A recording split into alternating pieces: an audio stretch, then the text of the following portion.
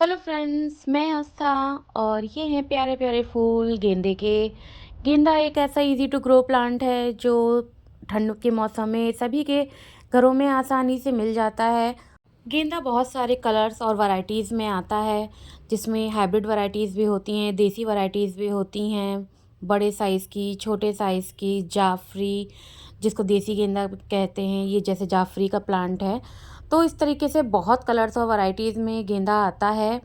तो आज मैं इसी के बारे में बात करूँगी कि हम अपने गार्डन में सालों साल गेंदे को कैसे रख सकते हैं और कैसे मल्टीप्लाई इसको कर सकते हैं। ये है जैसे गेंदा मेरे पास हाइब्रिड वैरायटी का आपको दिख रहा है। हाइब्रिड वैरायटी में बहुत कलर्स आते हैं और इनके फूलों का साइज़ भी बड़ा आता है। ये प्लांट्स तो कुछ मेरे पापा ले आए थे नर्सरी से, तो वही मैंने लगाए हुए हैं। तो इनकी जो स्पेशलिटी होती है कि हाइब्रिड वैरायटी के होते हैं, तो इनकी हाइट कम होती है और फूलों का साइज़ बहुत बड़ा होता है। लेकिन जो मेरे पास कई वैरायटी के जो देसी गेंदे हैं, उनमें बस ये इतना अंतर होता है कि उनकी हाइट थोड़ी-सी लंबी जाती है। 3 से 4 फुट के ये प्लांट्स चले जाते हैं और बट इसमें ब्लूम बहुत अच्छा होता है। मुझे स्पेशली देसी गेंदे बहुत पसंद हैं क्योंकि ये ईज़ी टू मेंटेन होते हैं और इनको ज़्यादा प्रॉब्लम भी नहीं फेस करनी पड़ती है, कोई भी फंगस प्रॉब्लम, एफिड प्रॉब्लम्स या जो इनकी पत्तियों का जो प्रॉब्लम होता है, जो ख़राब होने लगती हैं, ये सब प्रॉब्लम ज़्यादातर देसी वैरायटी के गेंदे में नहीं आती हैं। देसी गेंदे की मेडिसिनल वैल्यू भी बहुत ज़्यादा होती है। इसके फूलों की खुशबू बहुत तेज़ होती है, यही इसकी मेन स्पेशलिटी होती है।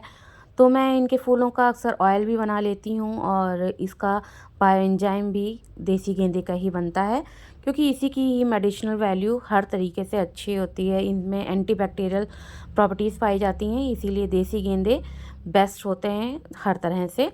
अच्छा, इस इन्हीं गेंदों की मैं कटिंग भी लगाना प्रेफ़र करती हूँ। स्टार्टिंग में मैंने ये गेंदे लगा लिए थे, सर्दियाँ की स्टार्टिंग थी, तो इनकी टहनियों में थोड़ा-सा लैगीपन आ रहा था। मतलब ये झुकी जा रही थी, तो मैंने इनकी हाइट से इनको थोड़ा कट कर दिया था। इनकी कटिंग कर देने से हमको 2 फ़ायदे होते हैं, हमारा प्लांट भी ग्रोथ अच्छी ले लेता है और दूसरा हमें नए प्लांट्स बनाने के लिए नई-नई कटिंग्स भी मिल जाती हैं। तो नई-नई कटिंग्स बनाने के लिए ज़रूरी है कि आप 5 से 6 इंच की कटिंग लीजिए और 2 नोड एरिया के बीच से ही कट लगाइए हमेशा। तो इस तरीके से मैंने कई प्लांट्स कट कर लिए अपने और उनसे मुझे नई-नई कटिंग्स भी मिल के तैयार हो गई थी। तो इन कटिंग्स को लगाने का तरीका होता है कि आप ऊपर से जितने भी फूल हैं और पत्तियां हैं उनको हटा दीजिए। कटिंग में हमेशा 2-3 नोड एरिया ज़रूर होने चाहिए, जिससे कि हमारी जड़ें अच्छे से निकल सकें। तो मैंने इसको एक वेल ड्रेन सॉइल ले ली, जिसमें थोड़ा-सा रेत और कंपोस्ट मिलाकर गार्डन सॉइल में मैंने इसको कंप्लीट एक पॉट में इस तरह की मिट्टी तैयार करके फिर इन कटिंग्स को मैंने एलोवेरा लगा के, एलोवेरा ज़रूर लगाइए, थोड़ा-सा उसमें रूटिंग हार्मोन इसमें अच्छा होता है। तो इससे हमारी रूट्स जल्दी निकलने की रहती हैं और कटिंग्स ख़राब होने के चांसेस कम होते हैं। तो बस ये है नोड एरिया और आप इसको अच्छे से लगा दीजिए और ऊपर जितनी भी कलियाँ आ रही हों, उन सबको आप हटा दीजिए।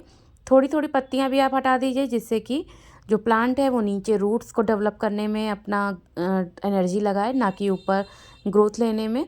तो इस तरीके से मैंने अपनी सभी कटिंग्स लगा ली और ये तो पॉट में मैंने कुछ कटिंग्स लगा ली और कुछ कटिंग्स को आप डायरेक्ट अपने किसी भी प्लांट के साइड में लगा सकते हैं, तो उससे नए-नए प्लांट्स बन के हमारे तैयार हो जाते हैं। जहाँ-जहाँ से प्लांट में मैंने कट लगाया था, देखिए उसमें अगल-बगल से जो भी जो ब्रांचेज़ थीं वो और स्ट्रॉन्ग हो गईं और बड़ी हो गईं। तो कट लगाने से एक तो हमें कटिंग्स मिल गईं, प्लांट्स नए तैयार हो गए, दूसरा हमारा जो पुराना प्लांट था वो और अच्छे से ग्रोथ ले लेता है, बुशी हो जाता है। ये देखिए, ये सब नई-नई ग्रोथ्स हैं जो निकल के आई हैं और एक साथ इतनी सारी इसमें कलियाँ भी बनने लगती हैं। तो इस तरीके से हमारा प्लांट भी घना हो जाता है, बहुत सारी कलियाँ ब्लूम करने के लिए तैयार हो जाती हैं। प्लांट को एक नई एनर्जी मिल जाती है। तो इस तरीके से आप ट्रिक को ज़रूर आज़माइए। आप अपने प्लांट को भी इस तरीके से हेल्दी कर सकते हैं और एक प्लांट से कई प्लांट्स बनाकर भी आप तैयार कर सकते हैं। तो देसी वैरायटी में एक ये देखिए बड़ी तो वैरायटी है और ये है थोड़ी छोटी वैरायटी, जिसको हम जाफरी के नाम से जानते हैं। जाफरी एक ऐसा प्लांट होता है जो सालों साल अगर हम चाहें तो अपने गार्डन में बना के मेंटेन करके रख सकते हैं। ये साइज़ में बहुत छोटा होता है, इसके फ्लावर्स बहुत छोटे होते हैं। ये मेरा सिंगल पेटल का जाफरी है। इसके मेरे पास कई प्लांट्स थे, तो मैंने इनको कई जगह अलग-अलग प्लांट्स के साथ लगा दिया। जैसे ये तुलसी जी के साथ मैंने एक प्लांट लगा दिया। तो इनको जड़ें बहुत इनकी कम होती हैं, तो ये आसानी से छोटे से ही जगह में अच्छे से ब्लूम करने लगते हैं। तो इस वैरायटी के प्लांट को मैं अलग-अलग क्रॉप के साथ लगाती हूँ, कुछ अपनी सब्जियों के साथ लगाती हूँ। ये जैसे मेरा अपराजिता का प्लांट था, ये तो गर्मी में चलेगा, डोरमेंसी में है इस समय ठंड में, तो इसमें भी मैंने एक प्लांट लगा दिया है। इसकी महक से जो कीड़े-मकोड़े, एफिड्स या जो खराब पेस्ट होते हैं, वो हमारे प्लांट्स को नहीं लगने पाते हैं। तो इंटरक्रॉपिंग के लिए देखिए अक्सर गेंदे का यूज़ किया जाता है, तो ये देसी वैरायटी का इसकी महक जो तेज़ होती है, इन्हीं को ही यूज़ किया जाता है। ये हमारे पॉलिनेटर्स को भी अट्रैक्ट करते हैं, तो हमारी सब्जियों में पॉलिनेशन के लिए भी ये वाले प्लांट अच्छे होते हैं। और ये है मल्टी पेटल का मेरे पास जाफरी, जो 2 कलर के मेरे पास हैं। ये भी नर्सरी से आए थे। नर्सरी से आने के बाद फर्स्ट ब्लूमिंग के बाद ही इसकी हालत ख़राब हो गई। देखिए इसकी पत्तियां वगैरह सभी ज़्यादातर ख़राब हो गई।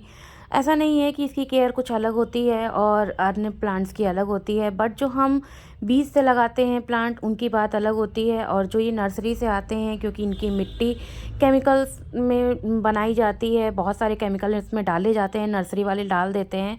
तो जब ये प्लांट लाकर हम अपने घर में लगाते हैं, अपने घर की मिट्टी में लगाते हैं, तो जब उनको वैसा केमिकलाइज्ड पोषण नहीं मिलता है, तो फिर ये प्लांट शॉक में चले जाते हैं और अक्सर करके ख़राब हो जाते हैं। तो इनको आप कुछ भी कर लीजिए, लेकिन ये रिवाइव नहीं करते हैं, सही नहीं होते हैं। तो फिर मैं इनको इनके फूलों से ही मल्टीप्लाई कर लेती हूँ। जो इनके फूल होते हैं, इनको ही जब वो थोड़े से मैच्योर हो जाएं, तो आप उनको तोड़ के इन्हीं गमलों में डाल दीजिए। ये जैसे देखिए फूल मैच्योर हुआ, अभी हाफ़ मैच्योर था। तो फिलहाल इसमें जो ब्लैक कलर का पार्ट होता है फूलों में, वो पार्ट जो मैच्योर हो जाता है, पक जाता है, तो वही हमारे बीज बन जाते हैं। ये देखिए थोड़े से जो ये ब्लैक कलर के हमारे पास बीज हैं, इन्हीं से ही ये प्लांट हमारा मल्टीप्लाई हो जाएगा। यही बीज से नए नए प्लांट्स बन जाएंगे। जिस तरीके से देखिए बगल दूसरे गमले में देखिए बीज बन रखे हैं। मैं ऐसे ही सभी तरह के फ्लावर्स के साथ करती हूँ। जब गेंदे के जो फूल हैं मैच्योर हो जाते हैं, तो उनमें जो ब्लैक पार्ट है वो तैयार हो जाता है और उसी से ही मेरे नए नए प्लांट्स बन जाते हैं। ये देखिए अभी कुछ ही दिनों बाद इसमें अब ये मेरे जो छोटी छोटी सीडलिंग्स थी, अब वो बड़ी हो गई हैं और अब ये ट्रांसफ़र करने के लिए तैयार हो गई हैं। इसी तरीके से इन हाइब्रिड गेंदे की भी बात है, जो ये हम नर्सरी से लाए थे। अब इनकी भी हालत बहुत अच्छी नहीं है, इनकी भी पत्तियां अब ख़राब हो रही हैं। या आप इनको फंगस का अटैक कीजिए, या वही केमिकल का ही प्रॉब्लम होता है इनकी मिट्टियों में। तो अक्सर करके प्लांट्स ख़राब हो जाते हैं। यही सबसे ज़्यादा शिकायतें भी लोगों को मिलती हैं कि नर्सरी से आने के बाद हमारे प्लांट ख़राब हो जाते हैं। तो उसको तो आप देखिए बहुत सही नहीं कर सकते हैं, क्योंकि उसमें केमिकल है और हम घर में, मैं तो केमिकल बिल्कुल भी नहीं यूज़ नहीं करती हूँ।